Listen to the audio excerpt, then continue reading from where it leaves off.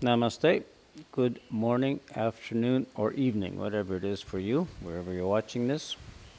This is a basic yoga lesson on how to breathe with all three parts, one part at a time, and exercises to enhance each part of the breath to strengthen the muscles that make us breathe and to help expand the whole area of our, from the abdomen up to the chest, upper chest, so that we kind of develop a maximum lung capacity.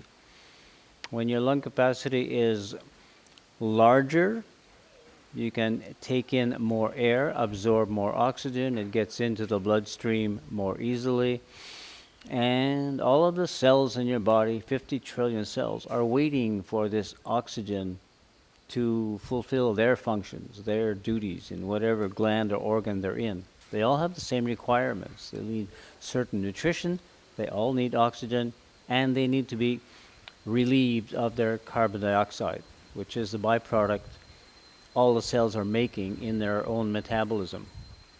So we go with the basic breath, and we'll start with a sitting position, which is superior to just sitting. And you want to watch for the slouching aspect, because every time you're kind of slouching and bending, you're actually restricting and compressing the area of your lungs. So your lungs cannot expand because the weight of your body, your chest, your shoulders are sitting on top of them. So we're going to work with a position called Vajra Asana, which means a thunderbolt. I'm sitting on my heels. So my heels are hitting kind of the sit bones, which are at the bottom of the pelvic area, and the heels are in and close together.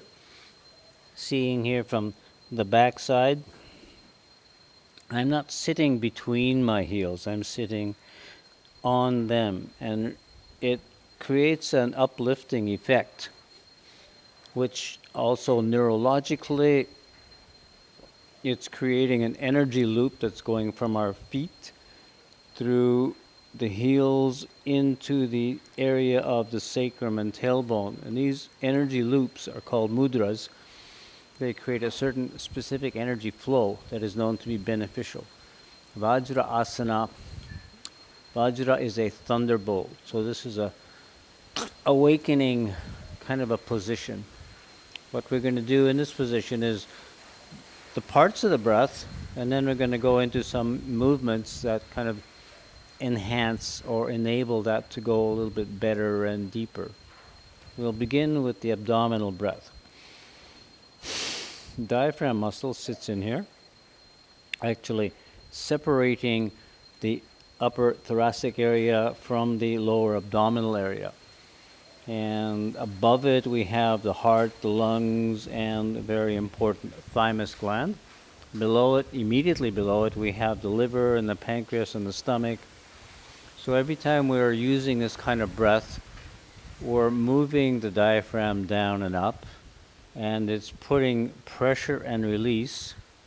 It's a very massaging-like effect on these glands and organs. I just mentioned basically digestive organs. And it goes from there further down all the way through the intestines and the spleen and colon, and all the way down inside. If you're a woman, you have the womb and the ovaries. So this pressure and release is then helping circulation to go through these areas. The lymphatic fluid requires movement to circulate. The blood circulates anyway, but in between the blood and the cells in these glands and organs, you have a layer of lymphatic fluid. It's called interstitial fluid at that level, but it's the same fluid. And the oxygen has to kind of go through that to get to the cells in most cases. So let's go to the practice of it. Getting, again, the oxygen to these cells is creating rejuvenation. Everything can stay young and healthy.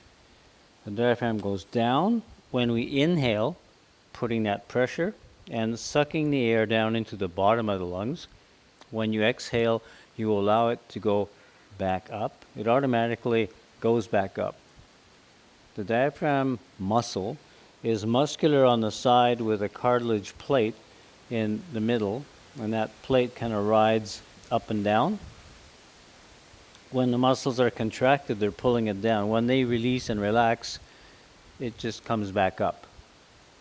To help with the exhalation, when that diaphragm comes back up and it's pushing the air up out of the bottom of the lungs, we can also contract the abdominal region, the abdominal muscles, and pull the belly in. That exhales a greater volume of the air, and we want to exhale as much as possible.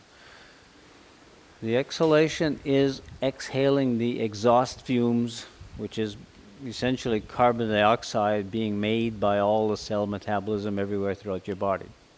It's as important to get rid of that as it is to take in the oxygen. When we have too much carbon dioxide, the body goes into an acidic state, which is detrimental to our health. It slows everything down, and the cells go into a state of suffocating if they're not getting the oxygen they need, and it ends up being a stressful situation. And stress is one of the problems that creates the diseases of our present civilization, which do not really need to be there at all. So this is a way of becoming more healthy.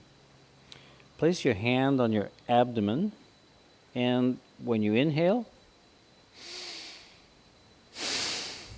your abdomen bulges out kind of like a balloon. It's not really a balloon. It's not the air that's going down there to inflate you. It's the diaphragm that's pushing everything down and out of the way. Your abdominal muscles are very relaxed when you do this, and the diaphragm is engaged. So it's pushing down, your abdomen is relaxed and letting go, and you get this movement of the belly out and in.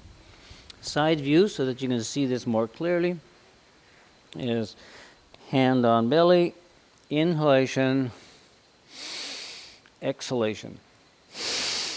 In breath, out breath.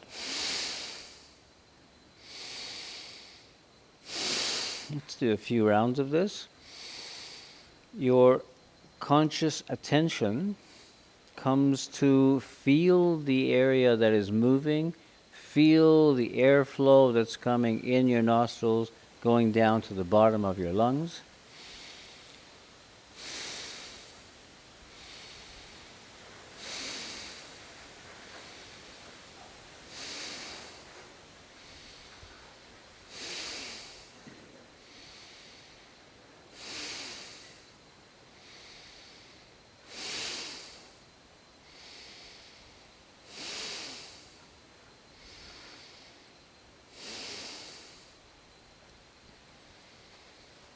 This can be done fairly slowly, and you're focused on really feeling the motion, the movement that's happening here. In other techniques, more advanced techniques, we'll be accelerating this and doing it with more power and strength, like this.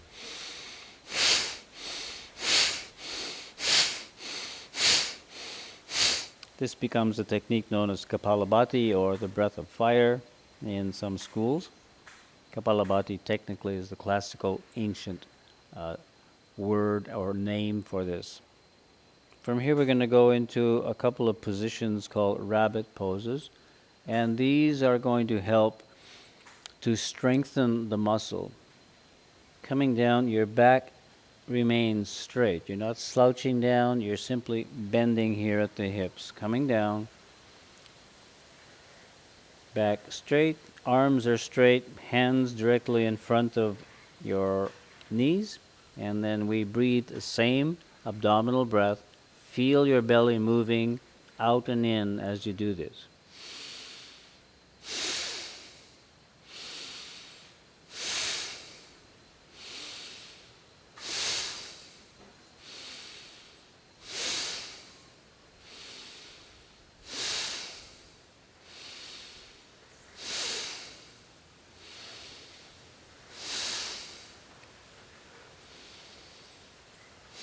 I am now slowing it down a little bit more,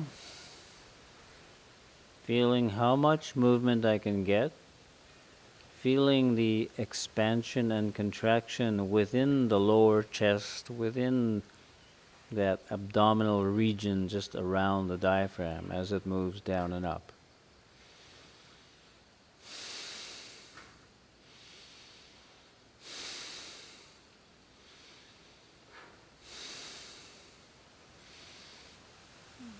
And when you're doing this, I have noticed in teaching it, many people have their head down. You want to have your head up so that you're looking kind of straight ahead. So you're not cramping your head and your neck back there. It's just that you're looking ahead of you. This puts a little bit of pressure on the back of the neck here. And this is where we have a specific part of our lower brain or upper brain stem. It's the brain stem, top of the spine. This is where you have the impulses that go to create the breathing itself. And when you put a little bit of pressure on there, it puts a little extra energy into these impulses to help with the breath. Relax. Take a easygoing, complete breath, whatever is complete breath for you. That may change if you're new to this game. And again, if you get tired of sitting in this position, you can just move out of it for a little bit. I sit in this position for sometimes hours at a time, so I'm quite used to it. And one of the things that happen when you start doing this posture is you're putting all of your body weight onto the top of your feet that are being pushed down into your mat or whatever you're sitting on. Now the nerves on the bottom of your feet they're quite accustomed to having all this weight. It's normal. The nerves on the top of your feet, to them it's abnormal. And they send a little bit of an extra signal, which can even feel like a panic signal. Whoa, this is really uncomfortable. But it's fine. The nervous system is designed to let you know when something is new and different and uncomfortable. It's not harming you. It's just putting pressure on nerves in an unusual way. So you can sit through it. If it's very difficult, come out of it and then go back in, come out of it and go back into the pose. It only takes a few days and your nervous system will adjust and it won't feel painful anymore. It won't feel so intense. It'll start to feel, yeah, it's okay. So this is one of the things and techniques you can apply to many poses. You realize you're not breaking yourself. And here you need to distinguish between what is just putting pressure on the nerves in an unusual way or what is like pushing yourself too far. So you need to become sensitive and know how to read your body signals. So for this one, again, you're not breaking anything by sitting this way. Your feet will adjust, the nervous system adjusts, and everything is okay. Take another breath and let it go. Now let's go into the second rabbit position. We're going to slide our hands forward and bring the elbows down directly in front of the knees. So I'm pulling them in like this. This is kind of restricting the upper chest so that the air has to go to the lower part of your lungs, the abdominal region. In like this. Again, your back is straight, head is still up, and we do the breathing. You will notice here that the pressure on the abdomen, the pressure of the abdomen against your thighs is greater and stronger than it was in the first position.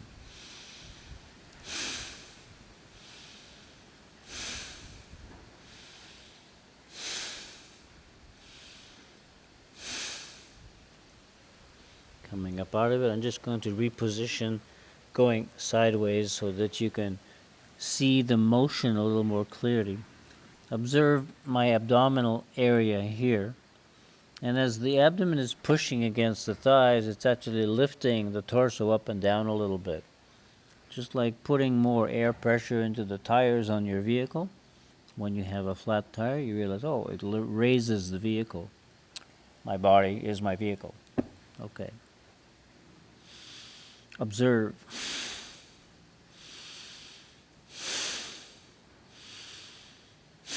If you're watching closely, you can see that this area rises and falls a little bit. That's fine. There's no way around that, unless you get an elephant to come and sit on you. That wouldn't be so comfortable. Several rounds. Again, check that your elbows are not going out. You're pulling them in towards each other, directly in front of your knees.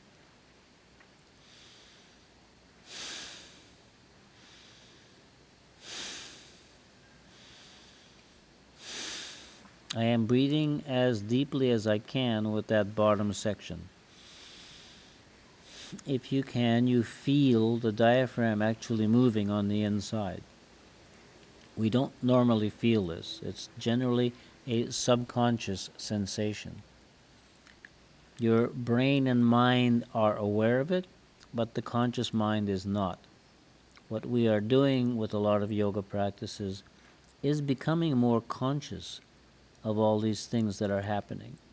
So let's take a few more breaths. Check your back is straight, head is up, belly is really pushing against your thighs.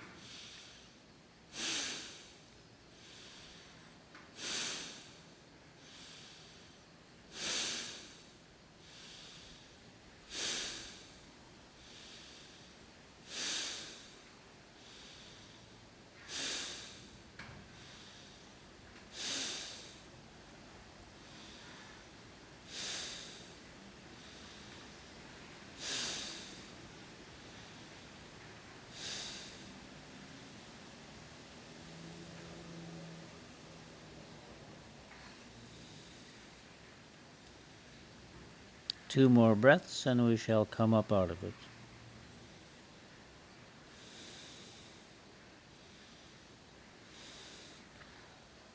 Okay, let's come back up into the first rabbit we did. Shashasana is the Sanskrit name for these. And then all the way up to the sitting position in Vajrasana. Now just check with your hand to see how much movement you have and feel the air flowing all the way down to the bottom of your lungs on the inside.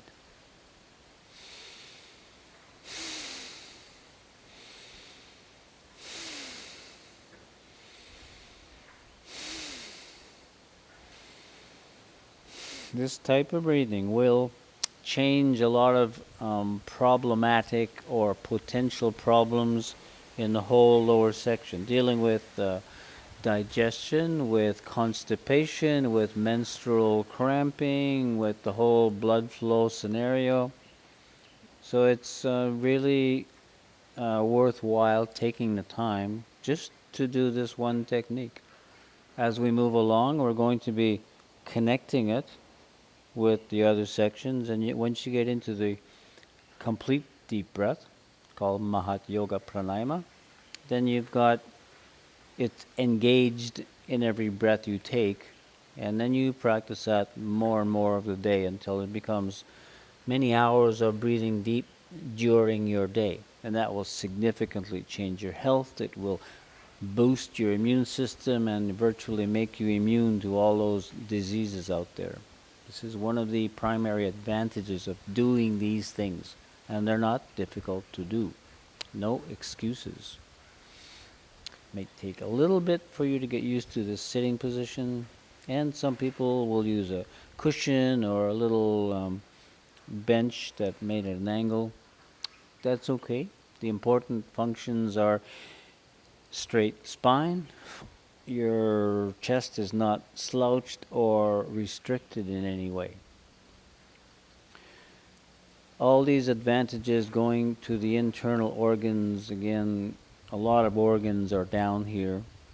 So by rejuvenating them, you're boosting everything in your system, increasing its vital capabilities, its efficiency, at all the functions that these glands and organs do.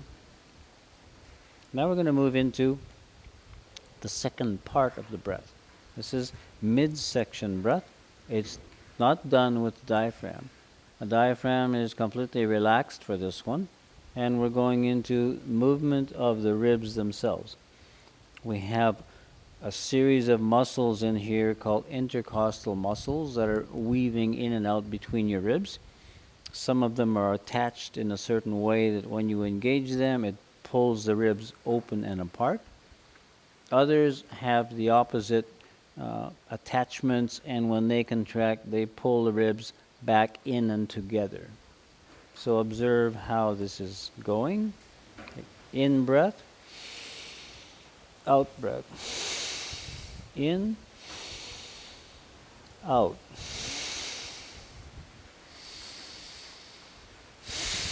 Focus is feeling this expansion and the following contraction. What we are doing literally is creating more space in here. When you create more space, it creates a vacuum that then sucks the air in to this section of your lungs. Inside our lungs, they're divided into the lower lobes, the mid lobes, and the upper lobes. This is going to draw the air into the mid lobes, mid section of our breath.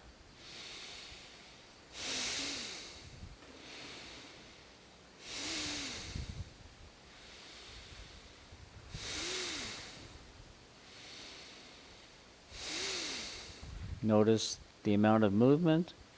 You can do this along with me. Put your hands on your ribs and feel how much it is moving. For many people, this maybe has not been used so much, and there's a greater majority of men who have limitations here because we have strong chests and we hold them tight, so the movement is restricted and limited. What that does, if this is held tight, it holds the pressure on your lungs and on your heart, which creates a little bit of a problem for the heart over a long period of time. It has to work harder than it should to keep pumping the blood. As soon as you start doing this kind of breathing, you're kind of relaxing the heart, and the motion itself is helping even the blood flow to go through the major arteries and veins that are moving through this area. The same expansion, contraction. It's kind of a rhythm of life, rhythm of the breath. It's the rhythm of your heartbeat as well. So we harmonize these, and by expanding and increasing the efficiency of our lungs at this level, we're increasing the vitality and the health of the heart muscle itself. So let's do this again and feel it.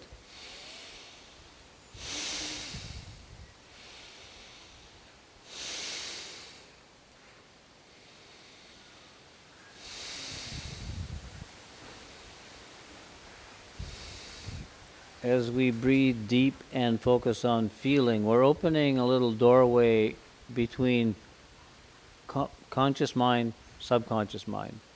We don't normally feel these things because we're busy thinking something else, okay? So now we're coming back to paying attention to here now, how does this feel? Actually, for most people, it feels very good.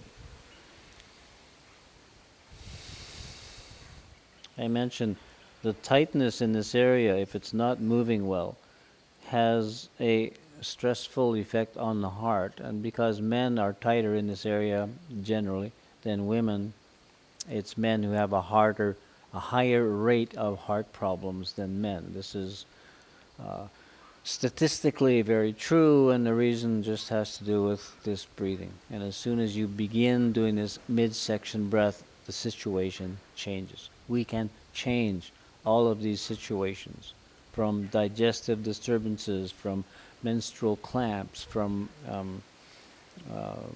constipation, which is common enough, doing this abdominal breath will start things moving in that area. One of the important things in our midsection, an important gland is called the thymus gland. It's actually sitting on top of your heart, which is beating all the time, and if the heart is under stress, this gland gets under stress, becomes a little bit dysfunctional. If you're not getting this expansion and contraction with the midsection, you're restricting the flow of blood and of lymphatic fluid to this gland itself. And this is the gland that is in charge of our autoimmune system. It educates all the white blood cells as to what their function is, what kind of white blood cells. Do they become T cell? Do they become an antibody? Do they become a macrophage? This is all governed by this gland. So keeping it healthy is a very important thing for our health.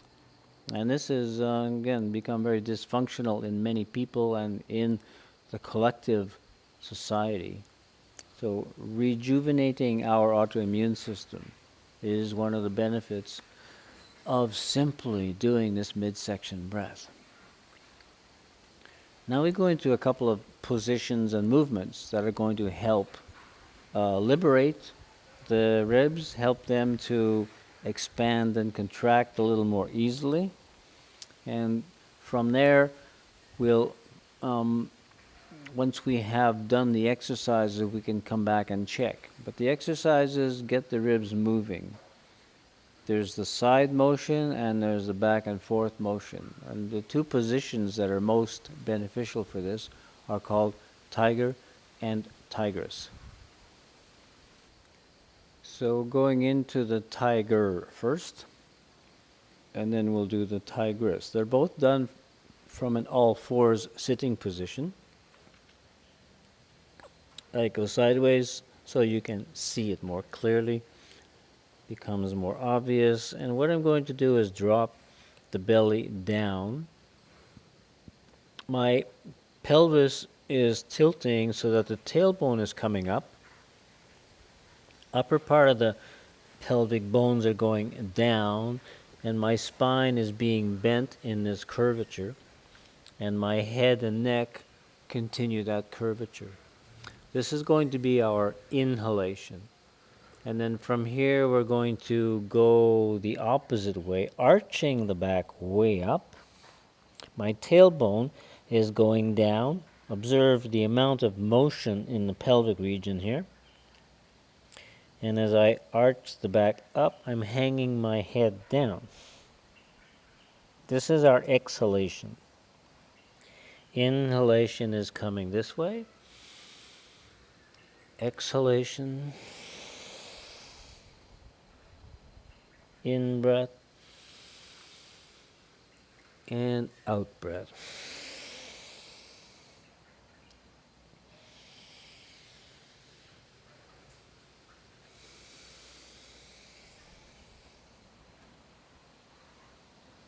So when I'm going to the in breath, my ribs are being expanded and moved apart a little bit.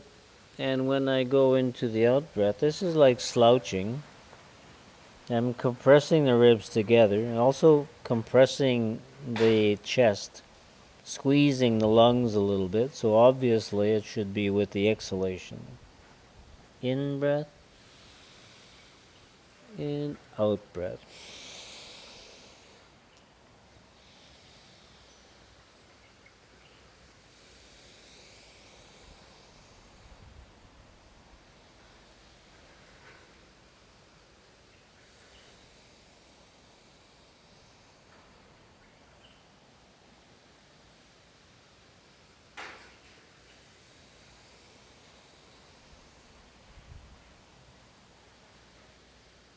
Focus is on feeling. There's a lot of sensation created by doing this. And when I say feeling, I mean we're paying attention to that sensation. We notice it as feeling, as sensational movement. At the same time, you're also feeling the air flow in and out of your lungs.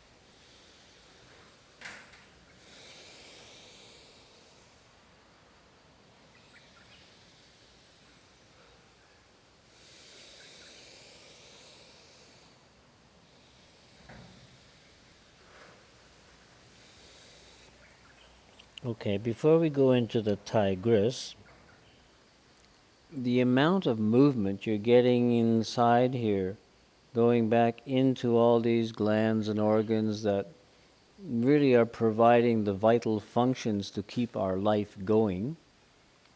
We're stimulating the circulation, we're getting the blood flow to go a little better, more smoothly through these areas. We're getting that interstitial lymphatic fluid to carry the nutrients to each of the cells within every gland and organ.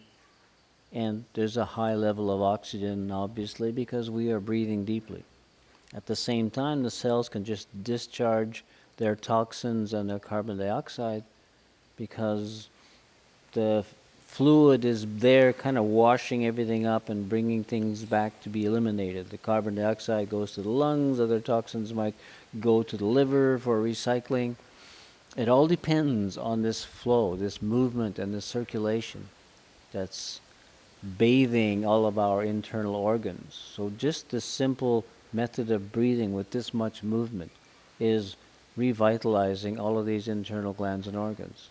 So a simple pose that you can do, you can just get up in the morning and do this on your bed, and it starts awakening everything in you.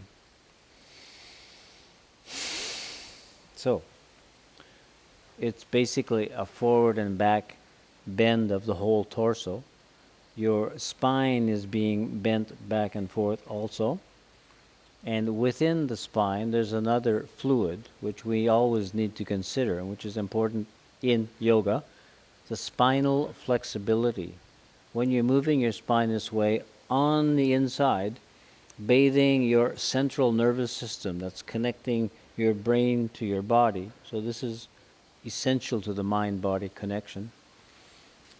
The fluid, this called cerebrospinal fluid, is nurturing and bathing this whole bundle of nerves right down to the tailbone, and that same fluid comes up and circulates around your brain in specific ways, which I have in videos on the healing manual.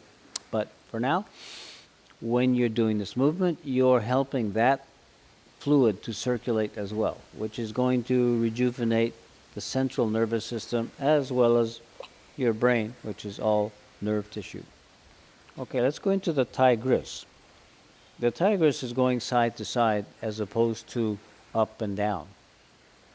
Side to side, you're essentially taking all those vertebrae with the cartilage discs, and in the tiger we went this way.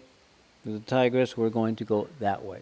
So we're getting circulation going in all ways. We're getting this movement of the vertebrae, and the cartilage disc in between is getting a little bit of a workout and a massage by doing this. And we're going this way and that way. And then we can be adding a rotational movement to that as well. So very important for the rejuvenation of the spine, the vertebrae themselves, the cartilage disc, the central nervous system. An easy enough position to do both of these, tiger and tigress, and yet the physiological benefits are amazing. I've been doing this most of my life. For over 50 years, I've taught this to people with all kinds of problems, and it's amazingly healing, even for severe spinal problems. The gentle movement, when you're here, there's no weight on your spine. Whereas when you're standing and sitting, there's the compression and the weight of your head, your shoulders, your chest on top, and as you go down, there's more pressure on each of the vertebrae. The cartilage discs in between can't really heal themselves when they're under pressure. Now when we take the pressure off and we increase the circulation of everything, you're going to have more nutrients going into these inside of the cartilage discs, inside the synovial joints, etc., and rejuvenate. It brings the nutrients in where it can't get in under pressure. So I've dealt with people who had, were recommended to have all this spinal surgery, and they did these two simple movements for a few weeks, and there was no longer any need for surgery. As a breathing technique, we're going to go side to side instead of up and down. So just for your visual benefit, I guess I can go this way. We're going side this way and that way. And we're going to be moving the pelvis again back and forth and like wagging your tail. And contemplate how you're squeezing one side. So all the ribs on this side are having to get squished together. On this side, they're moving apart. And then we go the other way and it changes. So the ribs are put into motion. If they've been held stiff and tight and not moving, this is going to start moving them. And when they start moving more freely, the midsection breath simply gets easier to do. And then you work on strengthening the muscles that create the movement. But first, this is going to liberate the ribs so that they can move. And then we move them. So I'm going to do it facing you this way, and you'll see that I'm bending way over one way and the other. I'm wagging my tail from side to side. So my pelvis, the origin of my tail, and the tailbone are going to the left side, to the right side, and I'm taking my feet along with it. This helps the whole pelvic area to move. Now we're going to add the breath. The inhalation is here, the exhalation as we go to the side. My head is coming around to look at my tail or my feet, so my whole spine is being curved one way, and then in breath here, exhale the other way. The curvature is now the opposite way. In breath and out breath. Let's do this for a couple of minutes and notice how it feels. We're always coming back to feeling. In breath, out.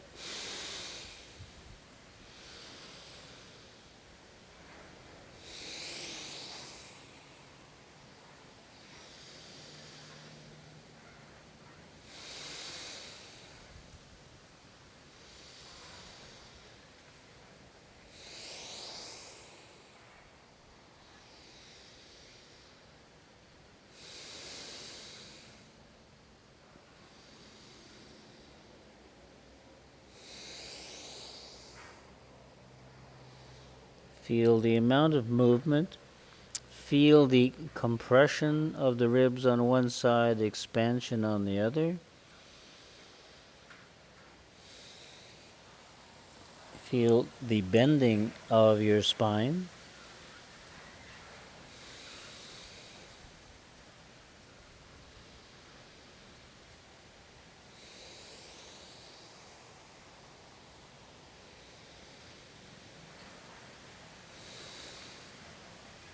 So when you're bending to each side, you are emphasizing squeezing out the breath. You're also squeezing one of your lungs on one side or the other. So this is helping to get everything out of your lungs. All of the air and anything which may be building up in there. Sometimes we have a little buildup of mucus, and in that mucus you can have bacteria kind of finding a nice cozy home for themselves. So you don't want to have a buildup of mucus. This will help to move it all up and out, and that is the direction of the mucus. It needs to come up and out, and you'll feel that coming up in your throat, and you feel, oh, I have to cough, or spit it out. Now we're going to add another little detail, another little technique to this. Taking in a full breath here, and then locking it in or holding it if you're not comfortable or know about the locks too much. And after holding it, we go into the same bend to one side. Then we come back to center. We exhale and take the next breath and go to the other side.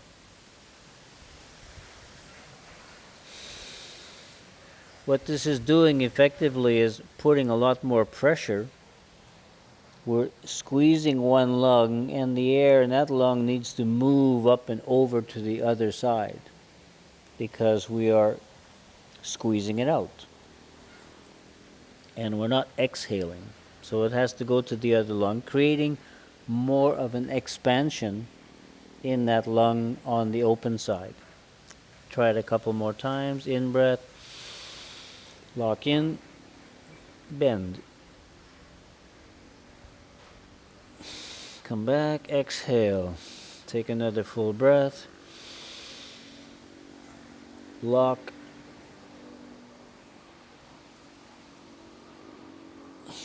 Back to center. Exhale. In breath.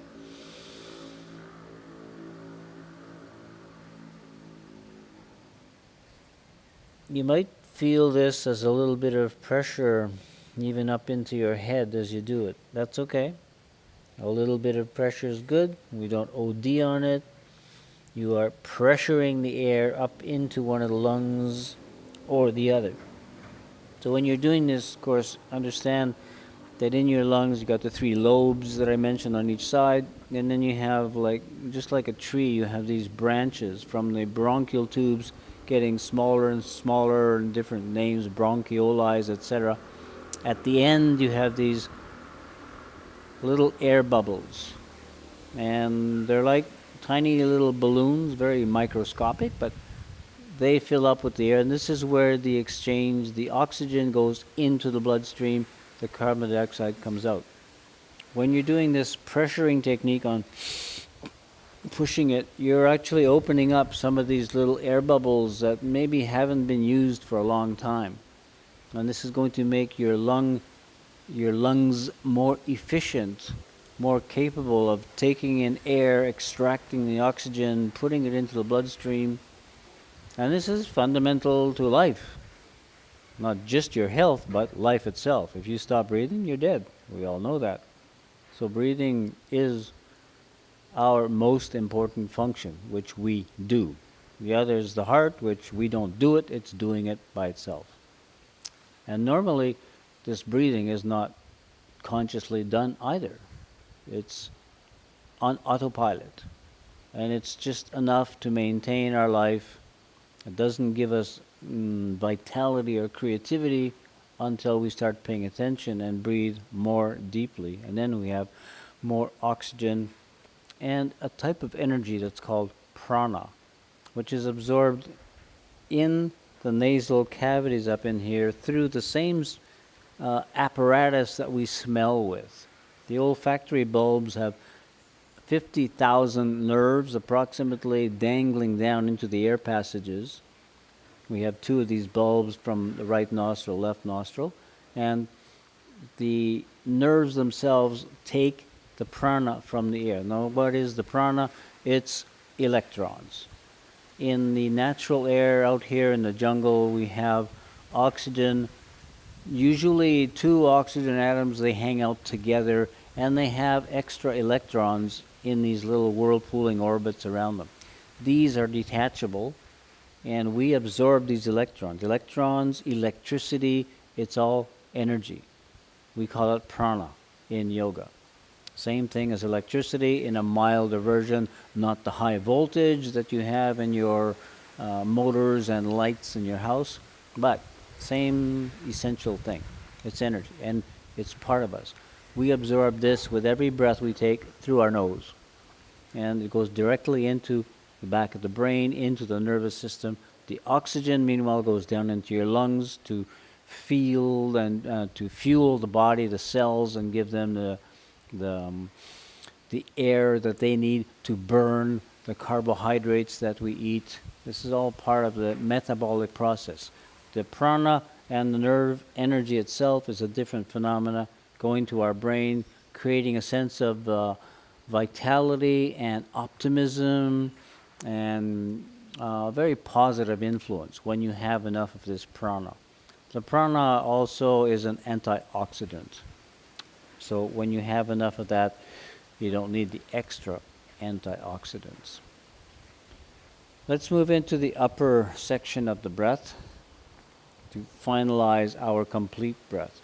Here we have a set of muscles that are attached to the spine, going all the way up into your neck, and they raise the clavicles, they raise the shoulders a little bit, but they are specific muscles connected to the breath.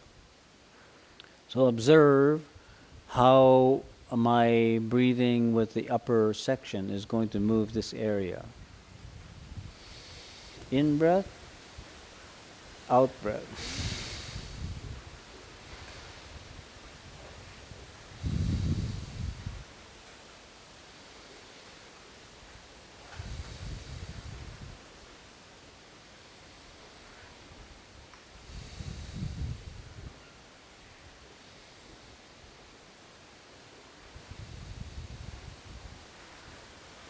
Feeling it.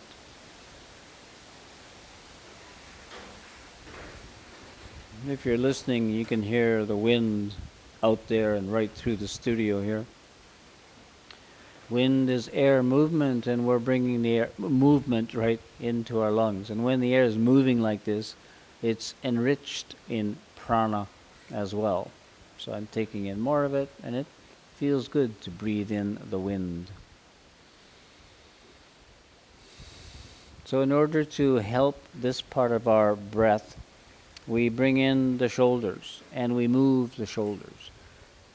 Think about your life today in normal society. We spend a lot of time sitting. We can be sitting at the wheel of our car. We can be sitting at our computer. This area is kind of locked in place, and so is our head, actually.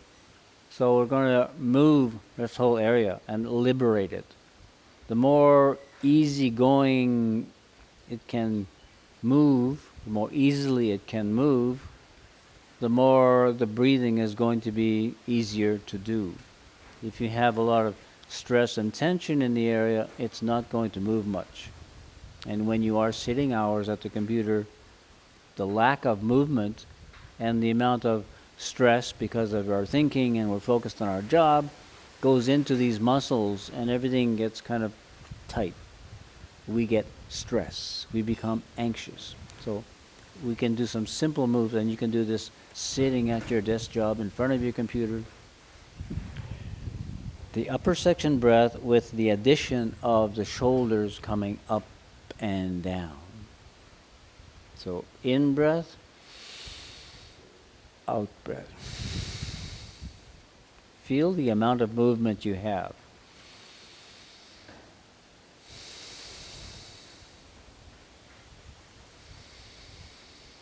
I'm not using the abdominal breath.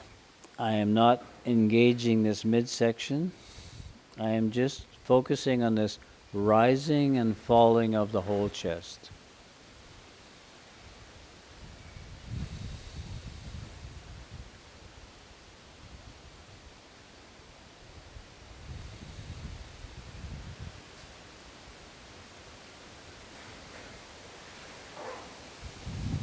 Now we're going to do it with a little bit more empowerment. By that I mean we're going to raise up, exaggerate it, and then we drop the chest and shoulder, just letting them go back down more quickly, like this. This is also stress relieving, and it's helping to push the air out of this upper section.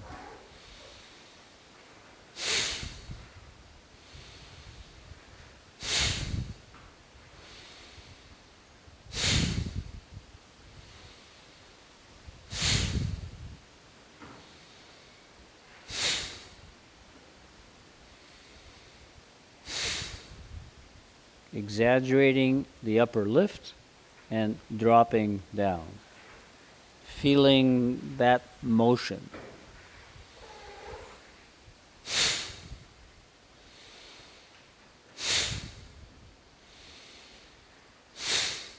If you haven't been doing this, haven't been breathing deep enough, you're automatically increasing the oxygen level in your bloodstream.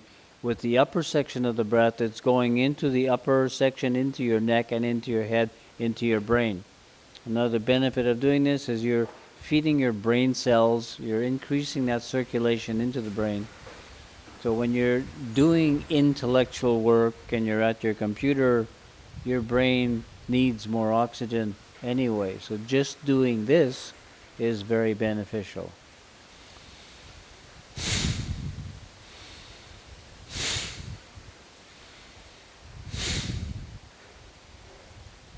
Now I'm going to show you another little trick here.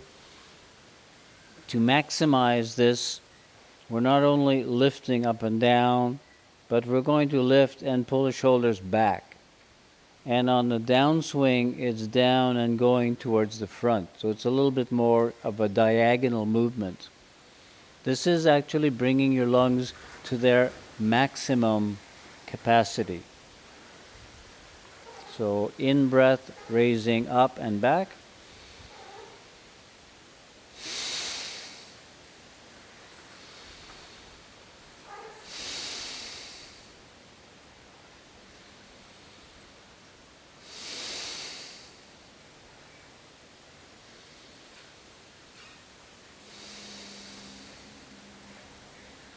Inhalation.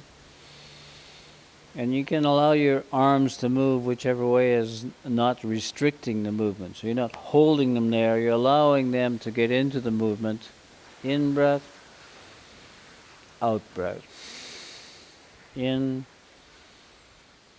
and out.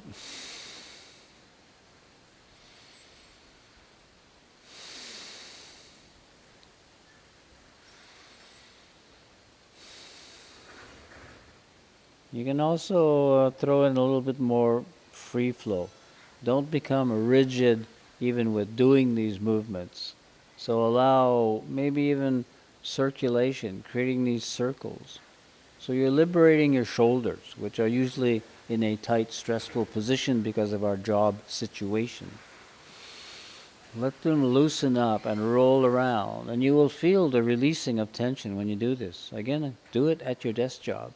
When the tension is there and feel it, goes, wow, it just went away. Part of that tension comes from cellular tension. When the cells are not getting enough oxygen, they go into a stressful state, and they put out little neuropeptides signaling that they're suffocating.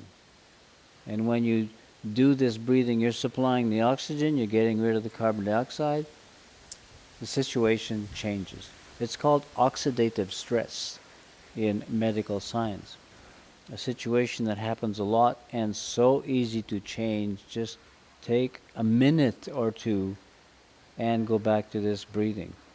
When you're doing the complete breathing, it's going to get to all the cells in your body. So we went this way, we'll just circulate in the opposite way. In breath and out breath. In and out.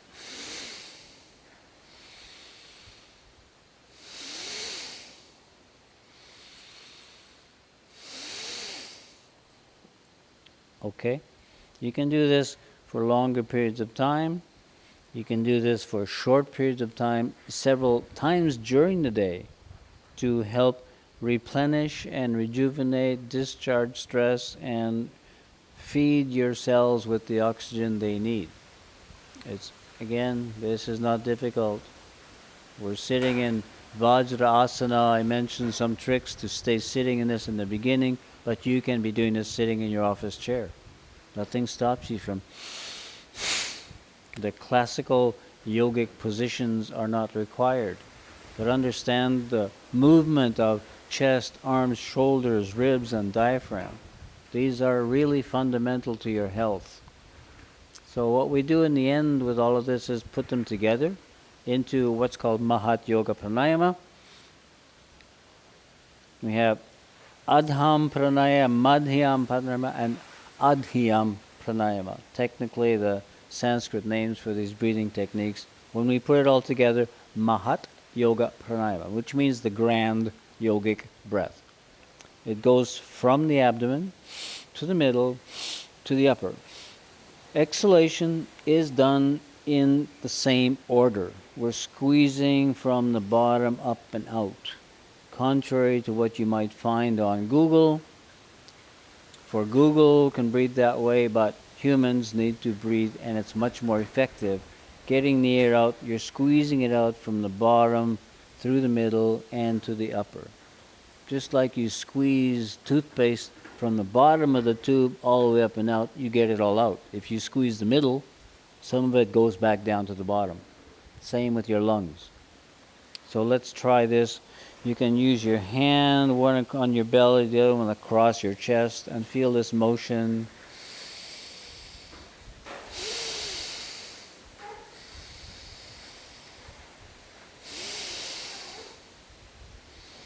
Without the hands, feeling it from the inside.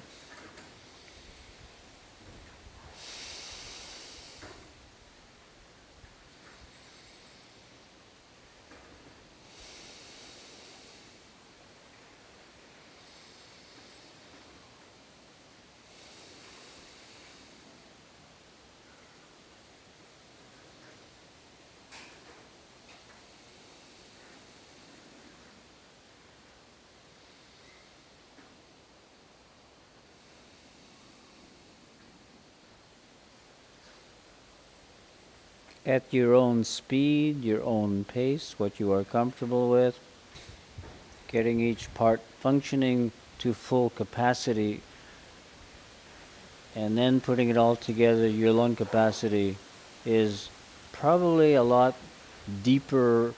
You can take in much more air, you can absorb more oxygen, you can discharge more carbon dioxide. So physiological benefits are amazing. So we'll wrap it up with that. Add this to your daily life. So we finish up with this little breathing class, the parts of breathing, putting it all together into Mahat Yoga Pranayama. Consider a couple of other things about the breath. It's normally not something we're conscious of any more than the heartbeat. It just happens. Yoga, we become conscious. What we're doing when we apply conscious deep breathing is opening the doorway from the subconscious to the conscious mind. And we enter that subconscious realm with our awareness, with our consciousness. And then we might have a flood of information and old memories coming up from the subconscious, things that have been in there and suppressed. The deep breathing will activate this. So we need to remain conscious of the breath in order to keep it deep. What we are doing effectively is expanding consciousness.